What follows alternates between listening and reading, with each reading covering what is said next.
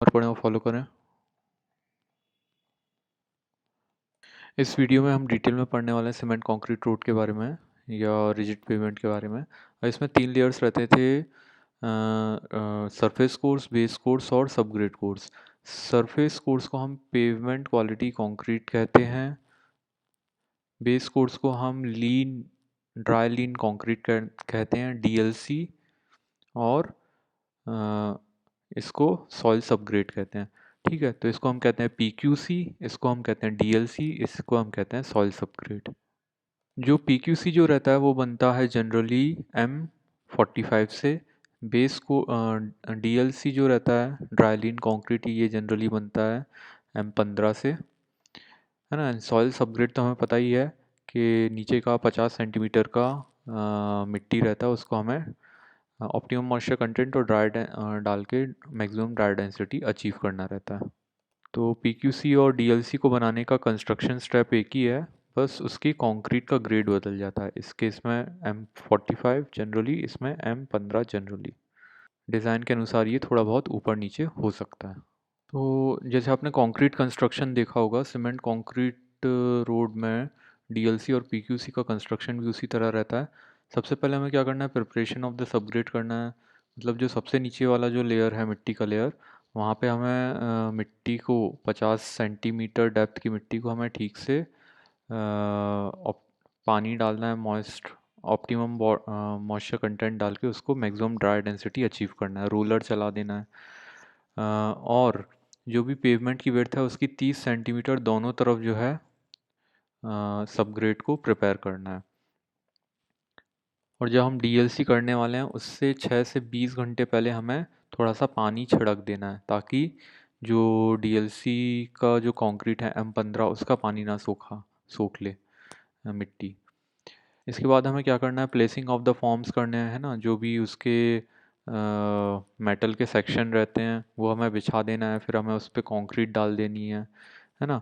Concrete डालने के पहले हम क्या करेंगे, बैचिंग और मिक्सिंग करते हैं। मतलब जो भी मटेरियल है कंक्रीट का उसको हमने बैच किया, वेट के अकॉर्डिंग या वॉल्यूम के अकॉर्डिंग बैच किया, फिर उसको मिक्स किया, है ना। जनरली अभी क्या हो रहा है कि जो भी बैचिंग प्लांट रहते हैं वहीं से ट्रक में रेडी मिक्स कंक्रीट आता है, आरएमसी कहते हैं, रेडी मिक्स कंक्रीट। तो ये बैचिंग प्लांट से आ रहा है और डायरेक्टली ही जो है हम इसको फॉर्म्स में डाल देते हैं। और फिर उस पर हम जो भी ट्रांसपोर्ट करके उसको हमने प्लेस कर दिया। प्लेस करने के बाद हम उसको कॉम्पैक्ट करते हैं, उसमें हम वाइब्रेटर चलाते हैं और उसकी हम फिनिशिंग कर देते हैं। फिनिशिंग कर देने के बाद फिर हम उसको ब्रूमिंग कर देते हैं, क्यूरिंग। ब्रूमिंग कर देते हैं मतलब कि उसमें स्केल्स बना देते हैं, ताकि जो रूट सरफेस है वो खुरदुरी रहे। ठीक है, उसके बाद हम उसको क्यूरिंग करते हैं, पानी से क्यूरिंग करेंगे इनिशियली। और उसके बाद जब वो लगभग सेट हो जाएगा तो हम जो बोरे रहते हैं उसकी मदद से हम क्यूरिंग करते हैं, या फिर हम पॉन्ड बना देते हैं, मिट्टी के पॉन्ड बना देंगे। मिट्टी डाल के ऐसा हम खाँचे टाइप के बना देंगे और उसमें पानी भर देंगे, तो उससे भी क्यूरिंग होती रहती है। तो इस तरह से हम क्या है, डीएलसी और पीक्यूसी को हम इन कंस्ट्रक्शन स्टेप के अकॉर्डिंग हम इनको बनाएंगे। और जब वो बन जाता है, अच्छा, डीएलसी के ऊपर एक चीज़ और है कि हम उसके ऊपर एक ब्लैक पॉलीथीन डालते हैं, ताकि डीएलसी और पीक्यूसी के बीच में जो है ग्रिप ना बन सके, है ना। एक्सपेंशन कॉन्ट्रैक्शन का जो है स्पेस मिलता रहे। फिर जब पीक्यूसी जब डल जाता है तो उसमें कटिंग कर देते हैं और उसके जॉइंट्स बना देते हैं। अब कंक्रीट, सीमेंट कंक्रीट पेमेंट में कितने तरह के जॉइंट्स रहते हैं उनके बारे में हम पढ़ते हैं। आगे हम पढ़ते हैं जॉइंट्स के बारे में। तो मेनली 4 तरह के जॉइंट्स रहते हैं, एक एक्सपेंशन, कॉन्ट्रैक्शन, वार्पिंग और एक कंस्ट्रक्शन जॉइंट भी रहता है। जैसे हमने कंस्ट्रक्शन रोक दिया बीच में तो एक जॉइंट वहाँ पे भी देना रहता है ना। ये जैसे ये स्लैब है हमारा, ये हमारा सीमेंट कंक्रीट का रोड है, तो ये हम ऐसा जॉइंट देते हैं। तो ये जो लंबाई में हमने जॉइंट दिया है और ये चौड़ाई में हमने जॉइंट दिया है। लंबाई में जो जॉइंट दिया है और वहाँ पे जो हमने सरिये तरह के रॉड लगाते हैं हम, उन्हें हम कहते हैं टाई बार। और ये रहते हैं डॉबल बार, जो कि हम चौड़ाई में लगाते हैं। टाई बार क्या करते हैं कि दोनों जो भी सीमेंट कंक्रीट के स्लैब है उनको जोड़ के रखता है। डबल बार क्या करता है, लोड को आगे ट्रांसफ़र करता है या एक्सपेंशन और एक्सपेंशन को अलाउ करता है। ठीक है, पहले हम देखते हैं एक्सपेंशन जॉइंट। एक्सपेंशन जॉइंट हम रोड जो रोड है उसकी चौड़ाई में हम देते हैं। तो क्या रहता है कि जो भी स्लैब है वो गर्मियों में फैलता है तो उसमें क्रैक्स ना आ जाए, इसलिए हम ये जॉइंट देते हैं। बीच में हम एक बार लगा देते हैं जिसे हम कहते हैं डबल बार। एक हिस्सा जो है वो फिक्स रहता है, एक हिस्सा जो है फ्री रहता है, और थोड़ा सा हम स्पेस छोड़ देते हैं, करीब 2.5 सेंटीमीटर स्पेस छोड़ के वहाँ पे हम कुछ मटेरियल रबर या कॉटन वगैरह भर देते हैं, ताकि उसको फैलने और सिकुड़ने में, ये वाला जो स्लैब है उसको फैलने और सिकुड़ने में मदद मिले, है ना। इसमें बिटुमेन की कोटिंग रहती है इतने हिस्से में, इतना हिस्सा जो है बार का, डबल बार का फिक्स रहता है। फिर रहता है कॉन्ट्रैक्शन जॉइंट। अब जैसे फैलता है वैसे सिकुड़ता भी है, तो सिकुड़ने जब भी सीमेंट कंक्रीट का जो स्लैब है वो सिकुड़ेगा तो उससे जो भी स्ट्रेस जनरेट होगी, तो रैंडम क्रैक आने की जगह हम क्या करते हैं, एक कोई पर्टिकुलर जगह है वहाँ से पहले से ही हम ग्रूव काट देते हैं, ताकि वहीं से उसमें सीमेंट कंक्रीट स्लैब में क्रैक आए। तो ऐसे जो जॉइंट्स रहते हैं उन्हें हम कहते हैं कॉन्ट्रैक्शन जॉइंट्स। ठीक है, इस तरह से ये हमने पहले से ग्रूव काट दिया यहाँ पे, और यहाँ पे हमने फिलर और सीलर मटेरियल भर दिया।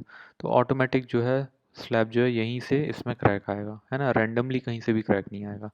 इसके बीच में जो डॉबल बार फंसी रहती हैं। आखिरी जो जॉइंट है वो है वार्पिंग जॉइंट। वार्पिंग जॉइंट क्या रहता है, ये जो वार्पिंग स्ट्रेस है उसको रिलीव करने के लिए इसको हम देते हैं। तो वार्पिंग जॉइंट जो है लंबाई में हम देते हैं, तो इसमें जो है हम टाई बार लगा देते हैं। ठीक है, तो टाई बार क्या करता है, ये लंबाई में हम देख रहे हैं। टाई बार क्या है, दोनों स्लैब्स को पकड़ के रखता है और वार्पिंग को रोकता है। वार्पिंग का मतलब सिकुड़न। जब भी गर्मी, जैसे दिन में बहुत ज़्यादा गर्मी है और रात में बहुत ज़्यादा ठंड है, तो दिन में जो है स्लैब नीचे की तरफ सिकुड़न आएगी, और क्योंकि नीचे की तरफ क्या है, ठंडा है, तो नीचे की तरफ स्लैब जो है सिकुड़ जाएगा। तो उसको रोकने के लिए हम क्या करते हैं, ऐसा टाई बार दे के रखते हैं।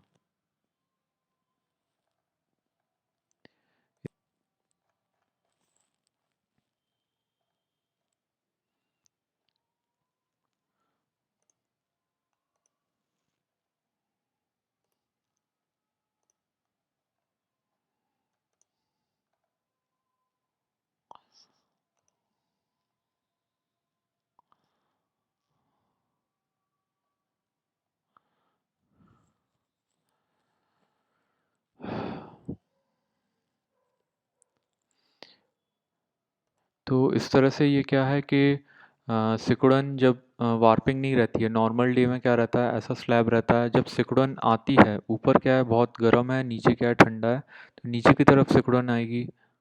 और जब रात हो जाएगी तो ऊपर ज़्यादा ठंडक हो रही है, तो ऊपर की तरफ सिकुड़न आएगी। तो इसको रोकने के लिए हम क्या करते हैं, बाड़ लगा देते हैं जिससे कि वार्पिंग रुक जाए। ठीक है, कुछ इस तरह से। तो हमने ये डायग्राम में आप देखिए कि हमने दो तरह के बार देखे। एक हमने देखे डॉबल बार जो कि चौड़ाई में लग रहे हैं, एक हमने देखे टाई बार जो कि लंबाई में लग रहे हैं। डॉबल बार का क्या काम रहता है कि ये लोड को ट्रांसफ़र करता है, और एक्सपेंशन और कॉन्ट्रैक्शन जॉइंट में हम इसको लगाते हैं, और इसको लगाने के बाद हम फिलर और सीलर मटेरियल से उसको सील कर देते हैं। टाई बार को हम कहाँ लगाते हैं, दोनों जो स्लैब्स हैं उसके, दोनों स्लैब जो है उसकी लंबाई में लगाते हैं ना, लॉन्गिट्यूडनल जॉइंट में लगाते हैं, ताकि दोनों स्लैब्स को वो जोड़ सके, है ना, टाई कर सके। टाई का मतलब बांध के रख सके, जोड़ के रख सके। ठीक है, तो हमने डबल बार देख लिया, टाई बार देख लिया, एक्सपेंशन कॉन्ट्रैक्शन वार्पिंग जॉइंट देख लिए। अब यहाँ पे ये जो गैप है ना, लॉन्गिट्यूडनल और ट्रांसवर्स, ये जो गैप है यहाँ पे हमें कुछ फिलिंग मटेरियल और सीलिंग मटेरियल भी डालना पड़ेगा, वरना क्या होगा, यहाँ से धूल मिट्टी अंदर जा सकती है, कीड़े मकोड़े अंदर जा सकते हैं, पानी अंदर जा सकता है, और रोड फेल हो सकती है, मड पंपिंग हो सकती है, या फ्रॉस्ट एक्शन हो सकता है। ठीक है, इसलिए हम पढ़ेंगे जॉइंट फिलर एंड सीलर के बारे में। जॉइंट फिलर में क्या क्या प्रॉपर्टी होनी चाहिए, कंप्रेसिबिलिटी होनी चाहिए, इलास्टिसिटी, ड्यूरेबिलिटी होनी चाहिए।